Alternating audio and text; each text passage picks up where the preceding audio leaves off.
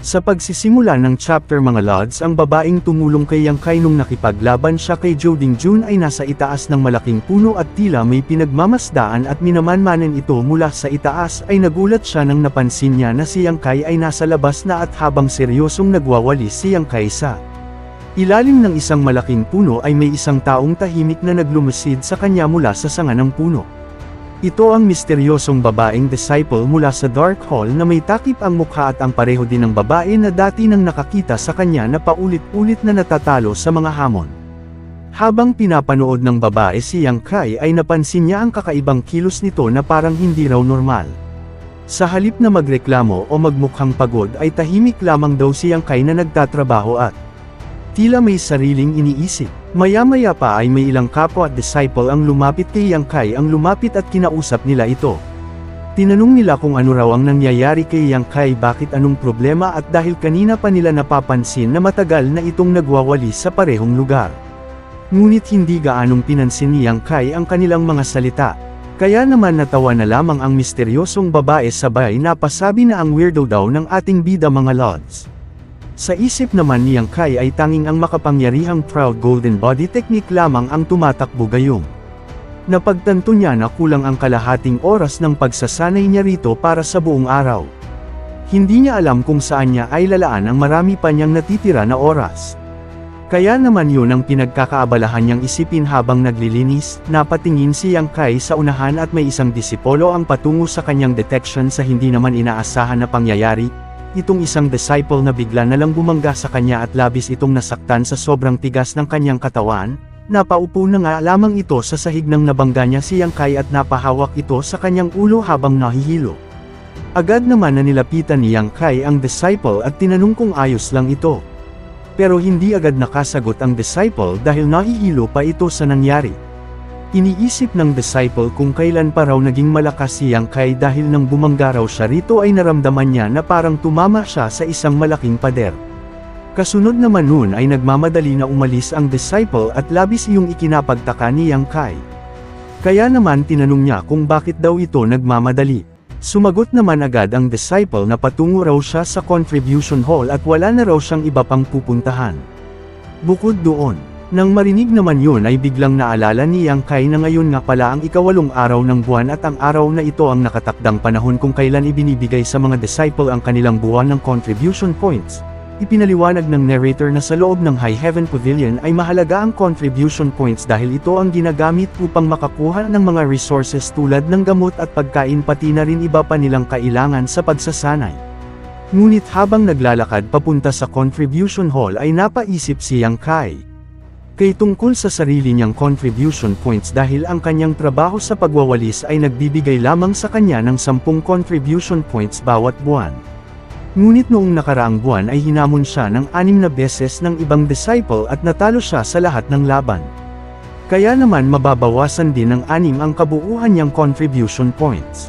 Dahil sa patakaran ng sekta na, bawat pagkatalo ay may bawas na 1 contribution point at ibig sabihin lang nun na 4 na lamang ang natitira sa kanya ngayong buwan.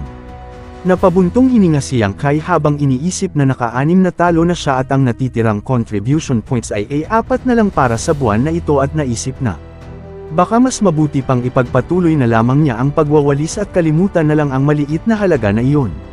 Ngunit kahit ganoon ay nagpasya pa rin siyang pumunta sa contribution hall. Makalipas ang ilang oras ng paglalakad ay makikita natin na nakarating na si Yang Kai sa harapan ng contribution hall office at pagdating niya roon ay nakita niya ang isang matandang lalaki na nakaupo sa loob at nakatalikod ito na hindi normal sa isang lugar na ito at tila natutulog ito habang nakaupo sa mesa. Sa isipan naman niyang na ito na naman si tanda nagpapantasya na naman sa mga babae mula sa High Heaven Pavilion na disipolo.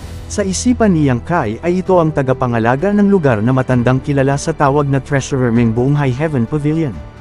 Lumapit siyang kay sabay tinawag si Treasurer Meng at sa kanyang ginawa ay unti-unti namang nagising ang matanda mula sa mahimbing na pagkakatulog. Pagkatapos naman nun ay tinitigan ni Treasurer Meng si Yang Kai at agad naman niya itong nakilala sa isang tingin lamang. Hindi naman nagustuhan ni Yang Kai ang mapang mata na tingin sa kanya ni Treasurer Meng. Kaya naman direktahan niyang tinanong kung ano raw ang tinitingin-tingin nito sa kanya. Tumugon naman agad si Treasurer Meng habang inaantok pa at tinatanong niya kung bakit hindi raw pumunta kaninang umaga. Si Yang Kai, ipinaliwanag naman agad ni Yang Kai na sadyang pinili niya talagang pumunta ng hapon dahil masyadong maraming tao sa umaga at mas maayos kapag tahimik na ang lugar. Ngunit nagreklamo ang matanda at sinabing nabulabog daw ni Yang Kai ang isang napakagandang panaginip. Kaya naman nakakabastos daw ang pagdating nito. Hindi naman sumagot si Yang Kai sa sinabi ni Treasurer Meng bagkus. Sinabi na lang niya na kagaya pa rin daw ng dati ang pakay niya. Naunawaan naman ng matanda ang pakay ni Yang Kai kaya naman, inabot naman ng Treasurer Meng ang 10 silver coins kay Yang Kai at inilabas na niya ang talaan habang ibinibigay ang 10 piraso ng pilak bilang kapalit ng isang contribution points. Pagkatapos noon ay tinanong ni Yang Kai kung ilang contribution points na lamang daw ang natitira sa kanya. Ipinaalam naman agad ni Treasurer Meng na noong nakaraang buwan ay 4 na contribution points lang naman daw ulit ang naiwan sa ating bida. Kaya naman sa kasalukuyan ay may kabuohang bilang 12 na contribution points na lamang siya. Nakabawas na rin daw doon ang ipinangpalat ni Yang Kai sa 10 piraso ng pilak. Kaya naman kung nais daw ng ating bida na bumili ng blood clothing cream ay maaari niya itong kunin ngayon din.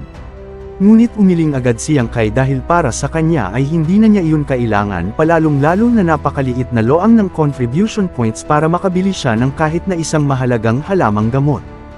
Habang nag-uusap sila ay naalala ni Treasurer Meng na gustong bumili sa kanya ni Yang Kai ng tempered essence pellet.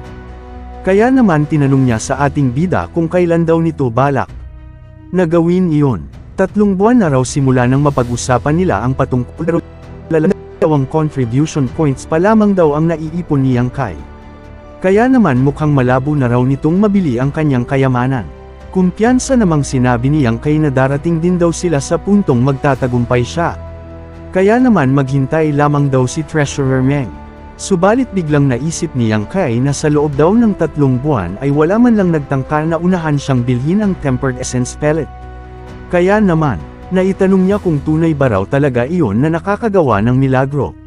Napatawa naman si Treasurer Meng sa tanong sabay.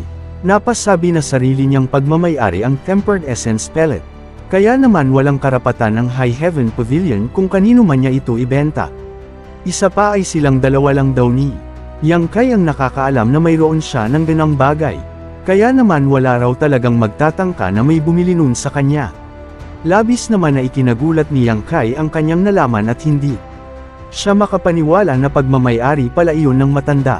Sinabi niya na itago raw mabuti ni Treasurer Meng tempered essence pellet dahil sisiguraduhin daw talaga niya na makakaipon siya ng sapat na contribution points para may pamalit doon. Tumungo naman agad si Treasurer Meng sabay nangako na dahil mayroon daw silang napagkasunduan ay mananatili ito sa kanya habang siya ay nabubuhay.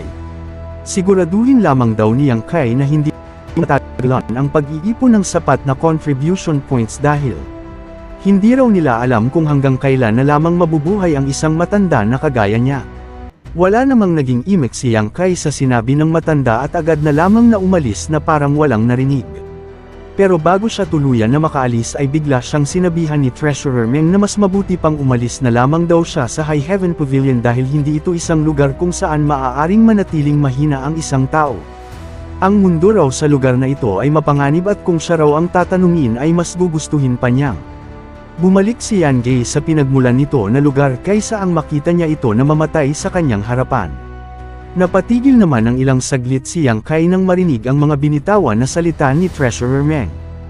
At pagkatapos nun ay seryoso niyang sinabi na wala na siyang babalikan pa na lugar.